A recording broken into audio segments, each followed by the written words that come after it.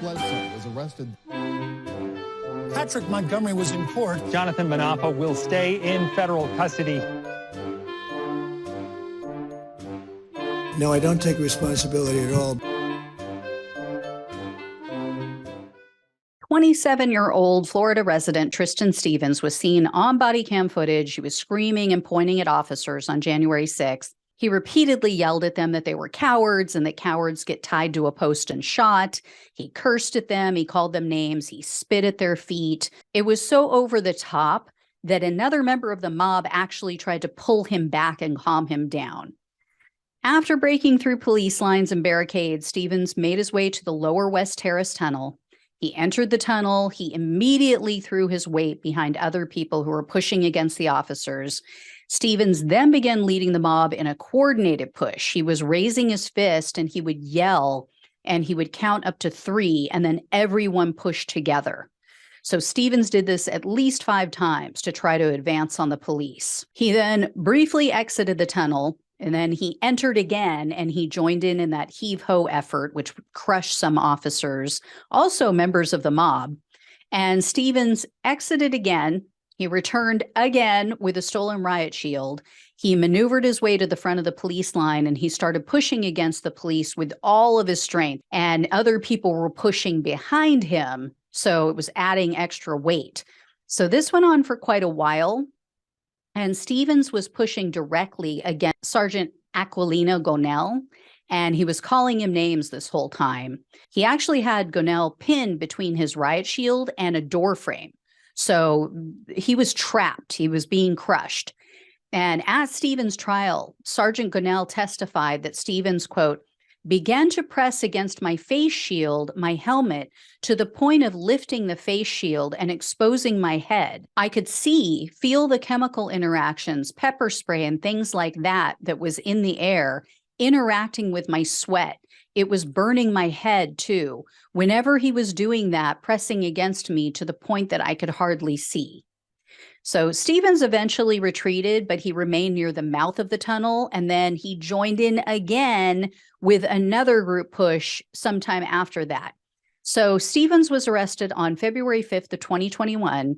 He was charged with 4 counts of assaulting officers, obstructing an official proceeding, civil disorder, 2 counts of disorderly conduct, one of which included an enhancement for possession of a deadly or dangerous weapon, and 2 counts of physical violence, one of which also included an enhancement for a deadly or dangerous weapon.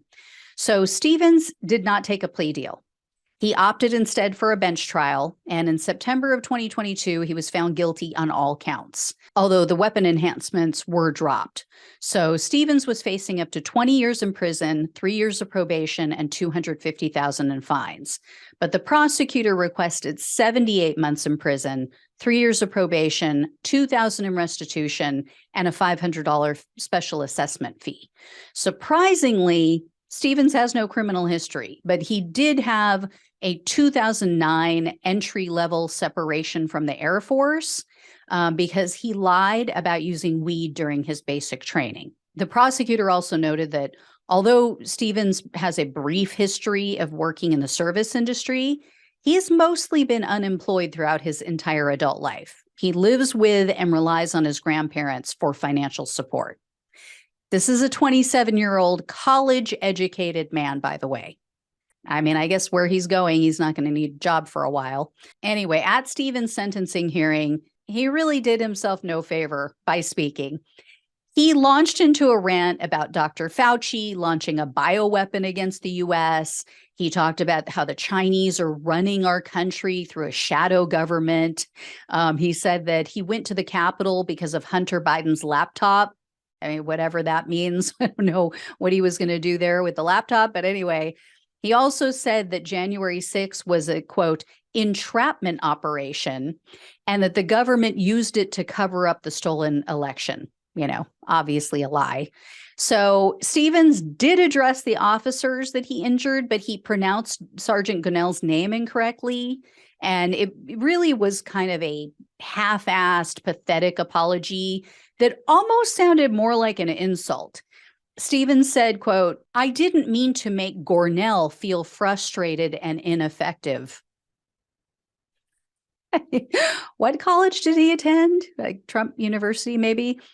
Anyway, U.S. District Judge Trevor McFadden presided over Stevens' case, and before handing down his ruling, McFadden said, quote, "Any American of good conscience should be outraged by your treatment of these officers.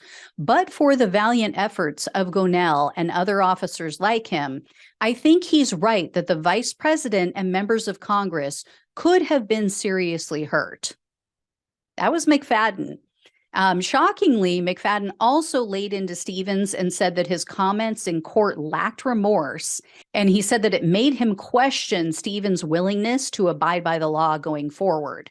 Judge McFadden said, quote, "It's ridiculous to suggest there was some kind of entrapment that caused you to do what you did.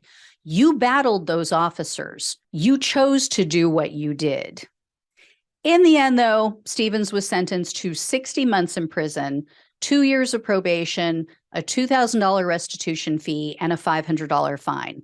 So definitely not enough, but it's Judge McFadden. So this was the best that we could have hoped for. Clearly there's something going on with this guy. I hope he gets some help in prison, that he isn't just radicalized even more than he already is, more than he's already been online. So anyway, guys, thank you so much for watching and listening. I will let you know if I hear any more. Please like this video, share it. Please subscribe if you haven't already. Become a supporter of the show. It helps to keep me going and keep bringing you updates like this. Love you all. Take care, and I'll talk with you soon.